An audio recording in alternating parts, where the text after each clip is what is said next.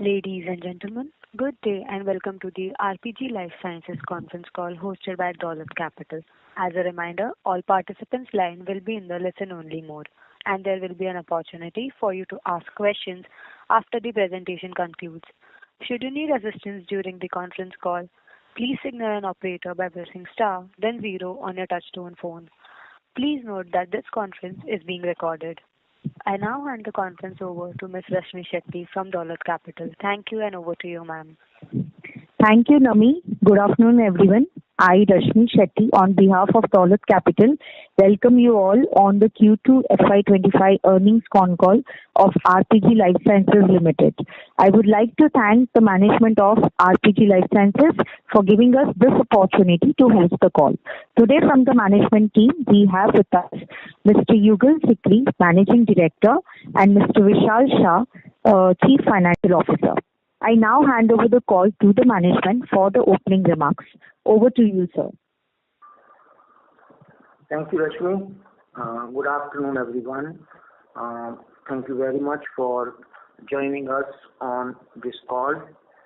As always, it's my pleasure to share with you briefly RPGLS performance versus the market and brief highlights on our performance both for the quarter 2 and the FY25 H1. So first, talking about the market, as per IQVIA MAT data, market is currently growing at 7.7%. RPGLS is registering an impressive growth of 14.7%, which is 2x the market growth. If you deep dive a bit into the growth, you would find, while in case of the market, the growth is being driven by price increases, new introduction, and almost negligible volume growth. In case of RPG Life Sciences, the story is consistent. Our growth is largely happening through volume, which reflects the number of prescriptions and the demand. In our 14.7% total growth, 10.1% growth is coming because of volume, 2.6% coming because of the price, and 2.0% coming because of the new introduction. This is as per like-to-like IQVIA data. Let me now get into quarter 2 performance. Quarter 2 performance has been yet another very strong quarter the company registered. We have a growth of a sales growth, a business growth of about 12.1% YOY, and QOQ our growth has been 4.1%. Profit growth, again, pretty impressive, in line with what we have been doing earlier, close to about 22% growth on YOY basis on all the three profit matrices, which are EBITDA, PBT, and PAT. QOQ, again, a very impressive growth registry, which is 16%, 18%, and 18% respectively for EBITDA, PBT, and PAT. But what's very, very heartening for me to share with you, the record profitability or record EBITDA margin achieved in the quarter 2, which has been 27.8 percentage points. Versus last year, we had the EBITDA was up by 230 basis points, PBT was up 190 basis points, and PAT has been up 150 basis points. As I mentioned, it has been a record profitability which we have achieved. Moving to segmental performance, as you know, we have 3 business segments. In domestic formulation, the one which leads with 66% contribution, international formulation 19%, and API 15%, and all the 3 businesses registered a healthy double-digit growth. Now let me quickly move to the first half FY25 H1 performance, again, same story, a strong all-round performance. Business growth has been 12%, 2 times the market growth. Profit growth, again, EBITDA, PBT and PAT has grown at 22%, 21% and 21% respectively. And this is before the exceptional item which I'll cover little separately. Similarly, the profit margin growth, again for the H1, has been pretty impressive. The 220 basis points for EBITDA, 180 basis points for PBT, and 140 basis points for PAT. Segmental performance, similar trend, the way which I shared with you for quarter one. The contribution of the three segments, domestic formulation, international formulations, and API, has been 66%, 19%, and 15% respectively, and all the three businesses registered a healthy double-digit growth. What is further heartening to know is the new product contribution continue to go up. This quarter, we have the products which are launched in the last 4-5 years are contributing close to about a little over 1/3 of the company business, which is 34.1%. Sales force productivity, similar story, consistent increase. This quarter we see 6 lakh productivity per month, up from the last time 5.8 lakhs. And with the result, the ROCE is moved again from 29.7% to 31%, and return on equity moved from 22 to 23.4%. As you would have known, the exceptional item of 27 crore or so has come because, as we discussed last time, that we reviewed all the manufacturing assets. We were wanting to make our operations efficient, and therefore, when we looked at our API plant, we thought we would be able to efficiently manage our manufacturing with good upside of capacity expansion. Thereby, we could release a substantive part of the land, which we are monetizing now, and you are aware of the deal which we signed, and as a part of the deal, we had to pay certain charges on the ULC, and that those charges are the ones which are reflected here. However, when we created the deal, this expense was part of the total consideration which the buyer had to pay, and therefore this is an expense which is featuring over here. But in the subsequent quarters, quarter 2 or quarter 3, when the deal gets closed, this will get nullified. So this is in a way a transient piece which is available in this quarter performance, and therefore when I talk about all the profit indices, both in terms of value and percentage, I would refer to what I call as adjusted EBITDA, adjusted PBT, and adjusted PAT, because that reflects the true operational performance of the company. Now, all of this, what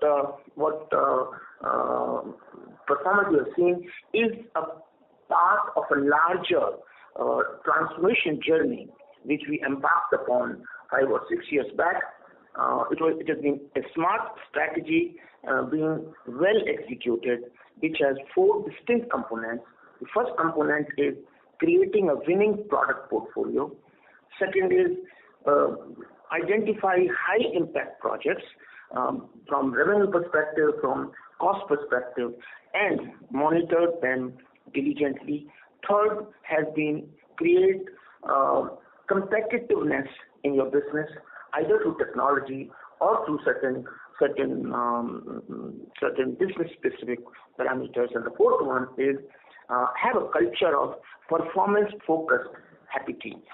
And with the result, this Q2 and H1 performance which you're seeing is a continuation of the last 5-year journey, which has seen we jumping 11 ranks, EBITDA up by 4 times with margin increase of 1,290 basis points, PAT going up by 8 times with margin increase of 1,180 points, ROCE going up by 2,130 points, ROE going up by 1,670 points, and the debts on the company being paid up, and today we can boast of having the cash surplus in our books.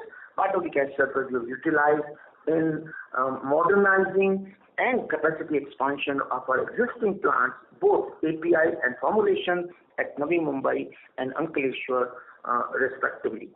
And with the result, I'm sure you would have noticed that we have almost 15 times increase in the market capitalization in the last 5-6 years. So this is thanks to the strategy which we identified in the beginning, which is being implemented with clearly identified KPIs and the team responsible for implementing it.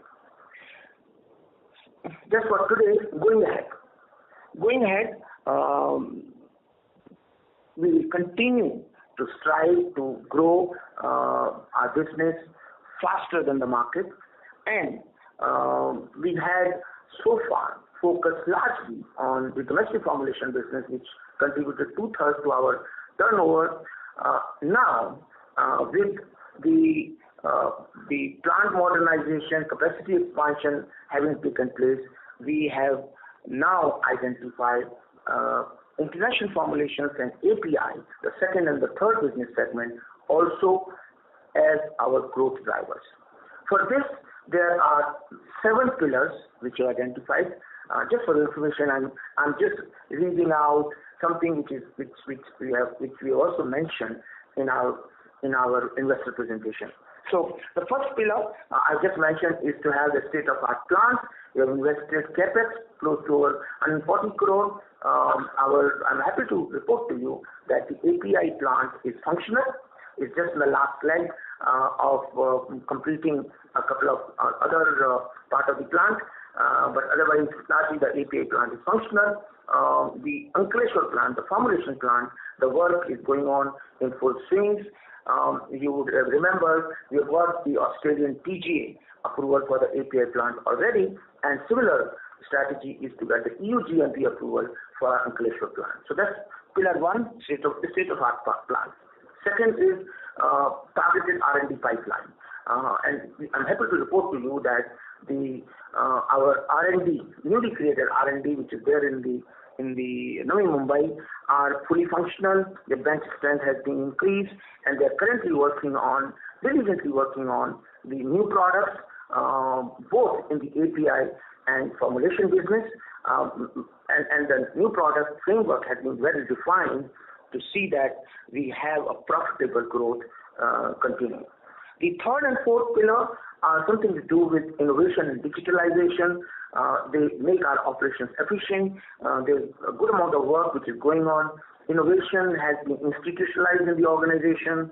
Almost every single HOD has got innovation projects so that we start looking the newer way of doing the things. Technology is helping us to improve the efficiency, improve our share of voice, and make our operation more transparent. And both total put together, we had 26 projects going on. 13 projects have been completed. There are other projects are work in process. Now, with the cash in our hand, the fifth pillar automatically is inorganic part. We are very actively looking at mergers and acquisitions. I would have shared with you earlier, we have over 18 to 20 proposals we have seen. We have submitted 2 non-binding bids. We are also currently looking at proposals for formulations, and as I shared with you, we have opened up for API. Good work is going on API, M&A, and hopefully with the increased cash surplus which we have we will have post our monetization of the land, we should be able to have our kitty good enough to invest in interesting and productive proposals. I also mentioned to you the sixth was we were also looking at adjacencies, medtech. The work is going on, and I can share with you some good science work is going on there, and hopefully those should also help us to contribute to our business going forward. And the last pillar, which is critical, is the capability building and talent development. Great amount of work which is going on, as I mentioned to you earlier. This is a very, very important piece. We have 22 critical positions identified in the organizations, and long-term development action plan are being created, and I'm happy to share with you close to about 70% of the positions we have the successors identified. And I know we keep asking about the organization. The organization is getting strengthened at all levels so that we continue the growth trajectory which we have set up for RPG Life Sciences in the last 5 years or so. So I wish to stop here. I hope I'm able to give you a good perspective of our business from the Q2 perspective, from H1 perspective, as well as in the larger context of 5-year perspective, so just to give you the strategic framework which we are following to propel our growth going forward. So I stop here and look forward to questions. Thank you very much. We will now begin the question and answer session. Anyone who wishes to ask a question may press star and one on the touchtone phone. If you wish to remove yourself from the question queue, you may press star and two. Participants are requested to use handsets while asking a question.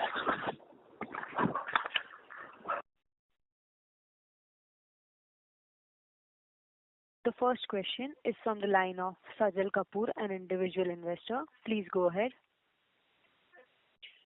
Yeah, hi. Thank you and good afternoon, Mr. Sikri and team. All long-term shareholders are extremely grateful for bringing operational efficiencies and measurable improvement in the business performance over the last 4 to 5 years. We have seen the press release and the announcements yesterday, so we wish you a well-deserved and peaceful retirement after April next year. On a lighter note, though, we would have loved to see the next stage of the scale-up continuing under your leadership, but you have decided to scale out instead, and rightly so. You have had 4 decades of illustrious career in the pharmaceutical industry, so I hope you will have a very well-deserved happy retirement. The question that I have for you, Mr. Sikri, is for our India branded business, how much manufacturing is done in-house versus outsourced to CMOs? Thank you. Okay. Mr. Kapoor, it's always a pleasure to have you in the conference, and thank you so much for your kind wishes. And I only can assure you that the strategic framework which has been put in place and the rigor with which that strategic framework and its 5 or 6 tenets are being executed. You would have seen my investor presentation. There are 10 projects we are talking about, 7 bold moves we are talking about. All of these are being pursued very rigorously and very diligently by the team, and therefore I might be retiring because someday everybody has to retire, so I also be retiring. But I think the team which has got evolved, the processes which have been set up, should drive the organization forward, maybe at a much more angle now, because we had only growth engine 1 earlier. Now we have growth engine 2 and 3 also propelling the growth.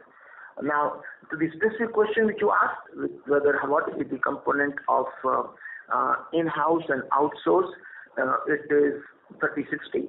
30% is roughly the outsource, and 70% is in-house. It keeps varying between 30 to 35%, but more or less that's the number we have between in-house and outsource. I hope I answered the question. Yeah, sure, Mr. Sikri. And yes, I'm sure that the kind of systems and controls and the processes that you have put together will continue to serve the organization long after you have left. So thank you for that reassurance. Second question is on this Navi Mumbai R&D center that we have set up. Would you be able to share some more color in terms of some of the tangible, the numbers, i.e. the number of scientists we have already had and how we plan to scale up that number over the next foreseeable future? How many products are currently in the pipeline, and what therapeutic categories we are aiming to develop so that we are able to differentiate. I know one of our differentiation is we are only targeting products where the big guys will not be interested, so that's one. But other than that, if you could share any color around the strategy around target therapeutics. I mean, is it you're going more after chronic or whatever you may share, please, on the Navi Mumbai R&D center. Thank you. Okay. So thanks for raising that very pertinent question, because that's that's very, very critical pillar 2 in our 7-pillar strategy, which I just mentioned to you for the company. Now, I think you recalled correctly, we have created the R&D infrastructure very, very well. The 3 R&Ds are critical for us. One is the API R&D, second is the formulations R&D, and third is the analytical R&D, which services both the API R&D and the formulation R&D. And all the 3 are in the new place, new building where our modernization has happened. We created a new block there in Navi Mumbai, and all are functioning well. They have been equipped with all the necessary equipments, machineries, laboratories, equipment which are required. They are all equipped with this. We are very, very open on the scientists. Currently, the number is close to over 35 scientists which are working, but we are identifying products and we are increasing the scientists. So this number is maybe, when we are next time, maybe even more, because we are in the process of identifying more and more new products, and we are also in the process of hiring the more scientists also to make sure that our R&D pipeline gets built up ASAP. And for the international business, both for API and formulations, the new products are very, very critical for us. And we also know that we need to have a larger product portfolio if we want to succeed in international formulation and the API business, and that's why this flexibility. Now, talking about what kind of products we focus, as far as the formulation is concerned, the focus, if you recall, I mentioned is one, we will have a niche immunosuppressant portfolio into our export range. So we have azathioprine, mycophenolate, tacrolimus, cyclosporin, all the 4. We have identified them, and since we want to be in this niche very, very strongly entrenched, there were a number of line extensions which we did not have earlier. Currently, the development work is going on in the lab for these line extensions. I should also share with you the advantage of this kind of approach. We had been exporting to Germany, but we did not have a complete range available. We developed one particular line extension which was missing in azathioprine range. We developed that, got that approved by regulatory, and we won the AOT tender from Germany, which we supplied last year, and now we are quoted once again for the tender. And so first part of the product portfolio strategy for exports in formulation was we must have a well-entrenched niche of immunosuppressant. Second, we thought that we must have product which has some kind of product complexity, and the volumes are lower. So that's the second area which we are focusing. And you remember, the Nicorandil is the first product, and we are in the process of identifying more products now to see that this range gets expanded. And the third one is where we need some kind of production complexity, which means low temperature, low RH conditions, and that's a good range of products which are being identified, having got the sodium valproate PR, prolonged release formulation, exported to UK. We are exporting that to Australia now, and that has also given us a fillip. So these are the broad three segments which we have for the formulation. Coming to API, we have the niches which were identified are largely pertaining to the CNS, and some of them are CVM, which we are developing, apart from the immunosuppressant niche, which also takes the priority in the API development. Put together, we have 10 to 12 molecules. Just to exemplify, some of the molecules which we are developing are sertraline, rupatadine, agomelatine, melatonin are some of the ones which we are developing. We have the azathioprine in our API range. Now we are also looking at mycophenolate. So that we have, these are the two which we can develop in our chemical synthetic API unit, and God willing, when we grow our biologic business and this business, and tacrolimus and cyclosporin also, we would be able to manufacture in our own plant if we get to have that plant in our, which is there in our Horizon 3 right now. So I hope I could answer your question, Mr. Kapoor. You indeed did, Mr. Sikri, and that's so very helpful. And thank you for that elaborate answer as usual. Thank you so much. Thanks, Mr. Kapoor. Thank you. The next question is from the line of Sudarshan Padmanabhan from JM Financials. Please go ahead. Thank you for taking my question, and congrats on great set of numbers. Sir, my question, I would like to understand a little bit more, if I look at our cost savings. I think for a company of our size, I don't think many companies which delivers the kind of margins that we have today. So in that context, from a strategy side, if I look at our sales specifically in the domestic formulations, we are still subscale. Running at around 112, 115 crores a quarter. I'm trying to understand. You talked a lot about the 7 legs in terms of performance, etc. But as a strategy, one is from this 450 odd crores moving to say 1,000 crores in 2-3 years, in terms of scale. And second is to maintain the level of profitability as well as the ROCEs. If you can give some color with respect to on these two sides, where do we see the growth coming in from the existing products? We have one large brand today and we have one cluster doing well. So, organically from this, how much we can mine? Are we looking at adding new feathers to the cap?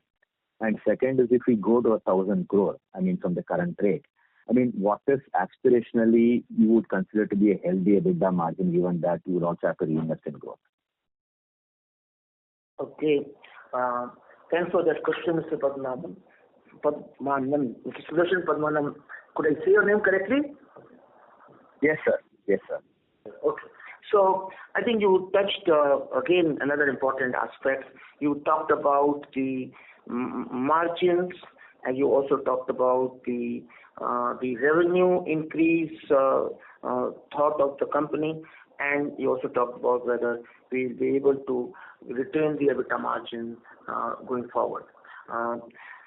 First thing, I should share with you that the margin improvement story of RPG Life Sciences, if you have been tracking for the last 5-6 years, has been a structural story.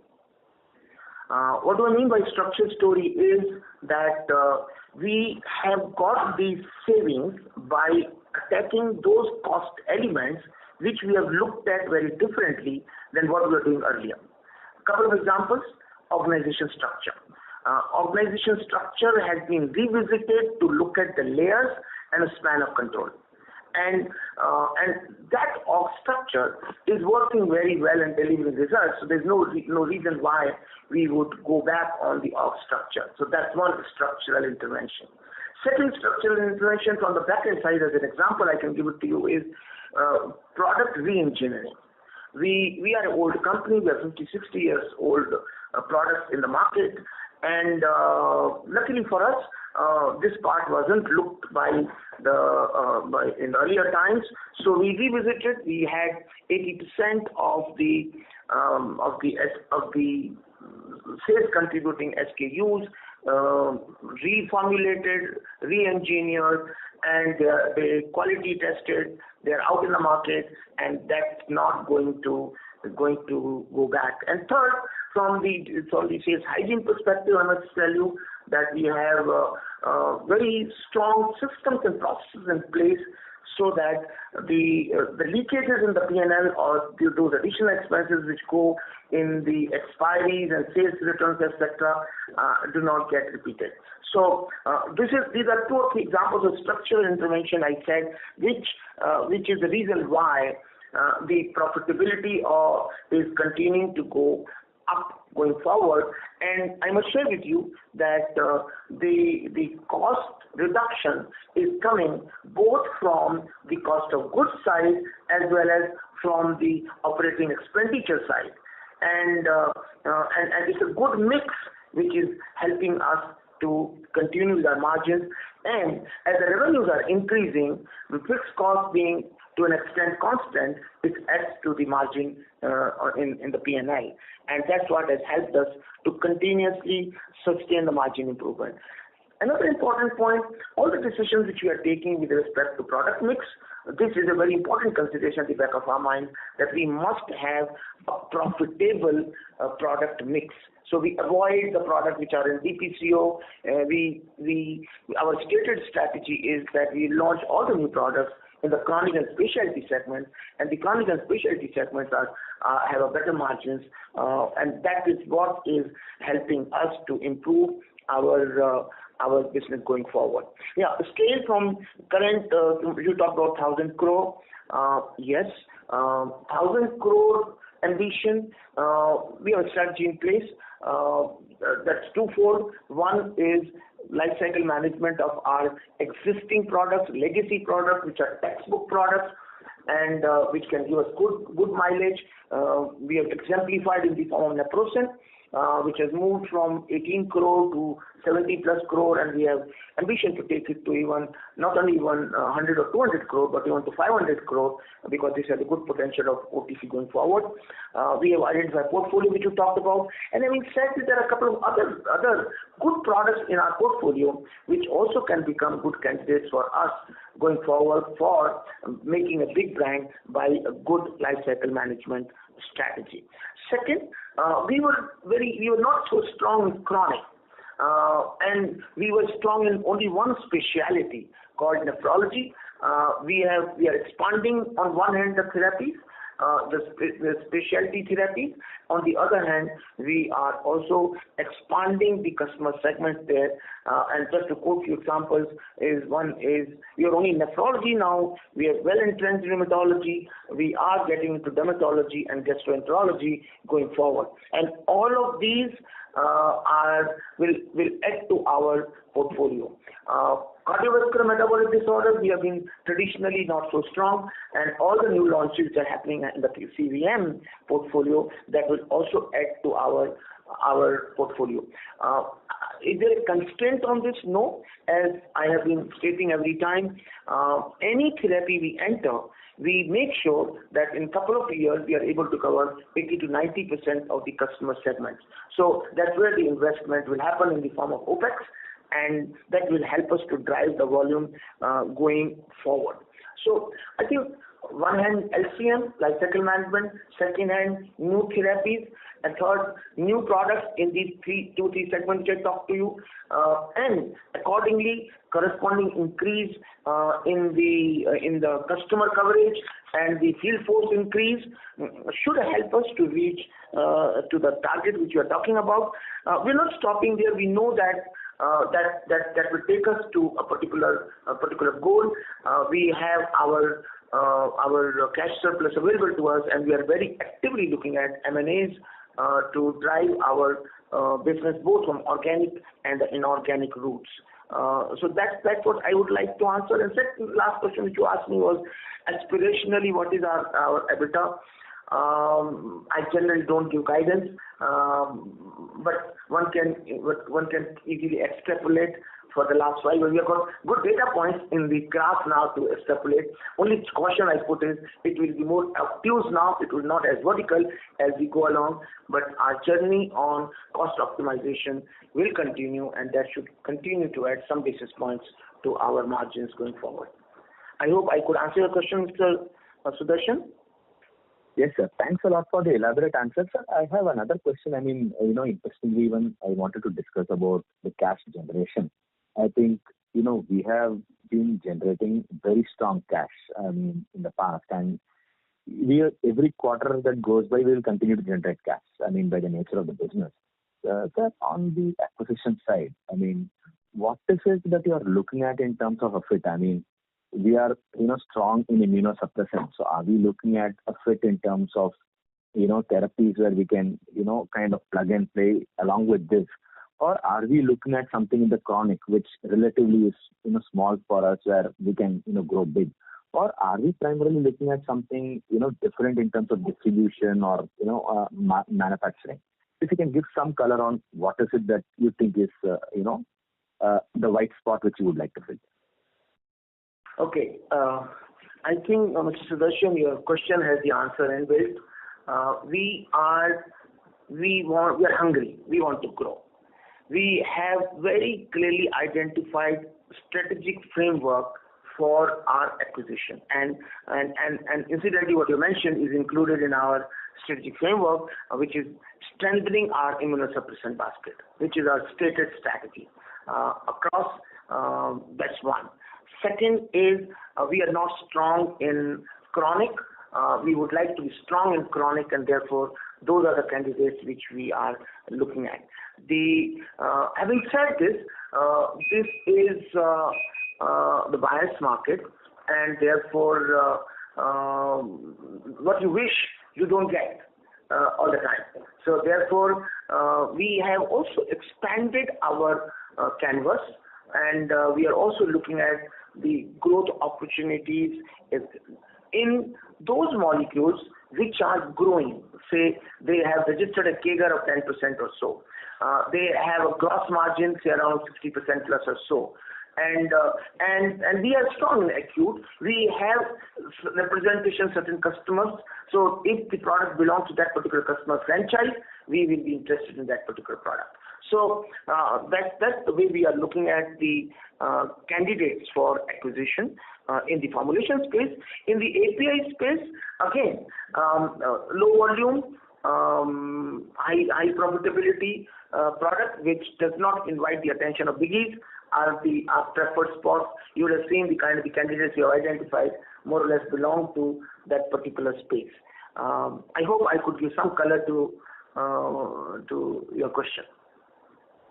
Yes, sir, definitely. Thanks a lot for the detailed explanation, sir. I'll join that. Thank you, Mr. Darshan. Thank you. The next question is from the line of Ajay Sharma from Maybank. Please go ahead. Yeah, hi.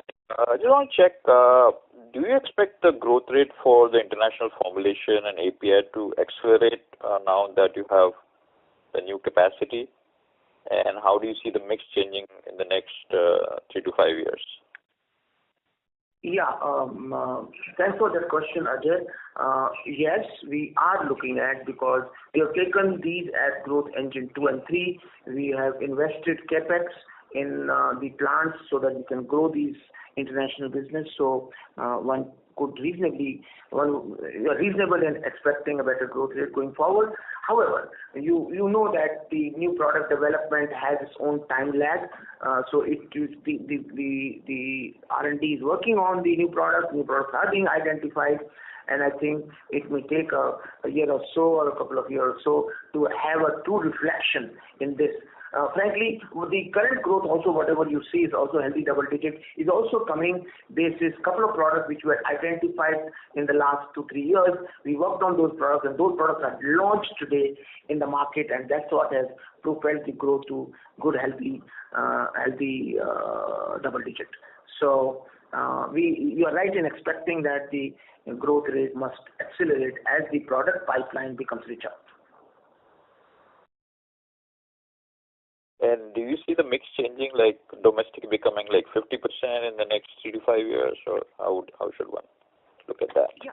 If you see, that's how the industry is. If you see that how the good, large, successful companies have built up their global portfolio or global business, is that as the international business exports move up, it doesn't mean that the domestic business is growing lesser. It's just that the international business is growing a little faster, so the mix changes. If you recall, that happened in the industry as well. Today, industry is 50-50 today because the exports have moved up, and there are companies which have the exports of around 60%, 70%, and the domestic business is around 20-30%. So that is a natural transition to my mind. Okay, just lastly on the M&A, right? Is there any valuation metric you are looking at? Because I don't want you to end up paying, too high multiple just to acquire something. So is there some discipline or some valuation benchmarks you're looking at before you acquire something? Yeah, so those benchmarks exist. That's the reason we are in search of that candidate which fits into our benchmark. But there are strict benchmarks which we are following. We are very, very clear that it should be value accretive. We are very, very clear that the product which we are picking up has a very strong growth potential. I just mentioned the growth of the molecule should be 10% plus. There are other criteria which we have picked up is it should have a solid, strong prescriber base and patient base. All of these are the criteria set which we have. We subject any candidate which comes to us from that particular lens. So your expectation is our we need to obey, and which is exactly the strategy is going forward. Any numbers like in terms of enterprise value to EBITDA or enterprise value to sales? Anything, any metric you can guide us to? See, I mentioned earlier. I think this all becomes very theoretical to my mind. It's a seller's market, right? And if it is a seller's market, then you need to take a call, case by case. And see, I shared with you earlier. We said that we'll only do chronic, we'll only do specialty, we'll only this, but we realized that no, we need to open up a bit to see that we get a candidate. So it is case by case. It is very difficult for me to give you any kind of such a benchmark. But you would have seen we are a company which has a clear stated objective of profitable growth, sustainable or sustained profitable growth. So we will not do anything which disturbs that particular paradigm for us. Okay, thank you so much. Sure. Thank you.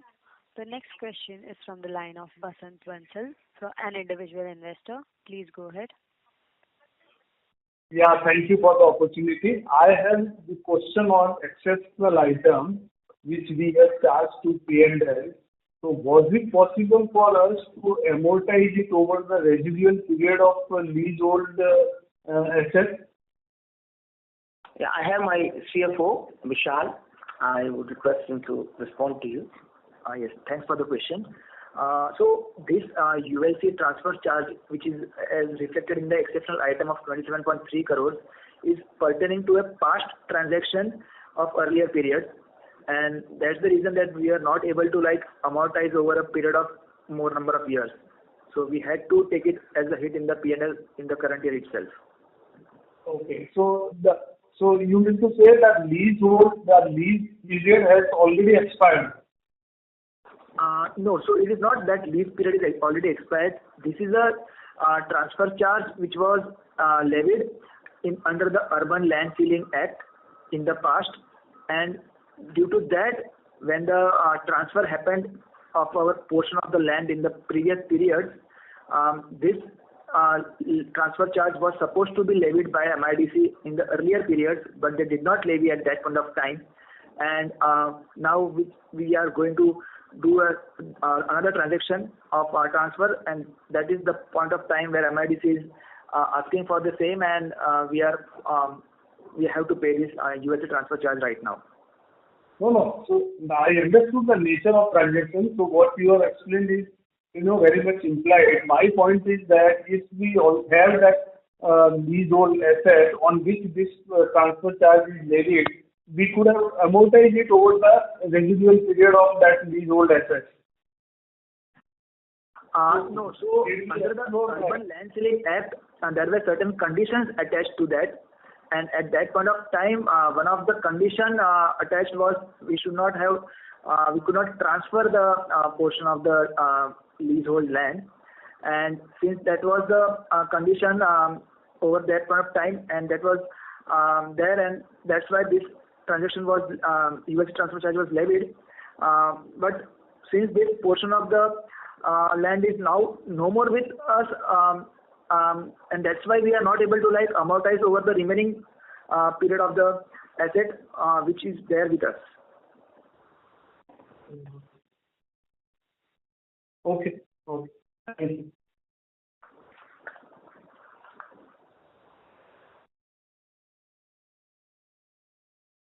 Thank you. As there are no further questions, I would now like to hand the conference over to the management for the closing comments. Okay, so in nutshell, the performance in the quarter and the first half has been in line with the trend which we have in RPG Life Sciences for the last 5 years, and we have 3 business segments.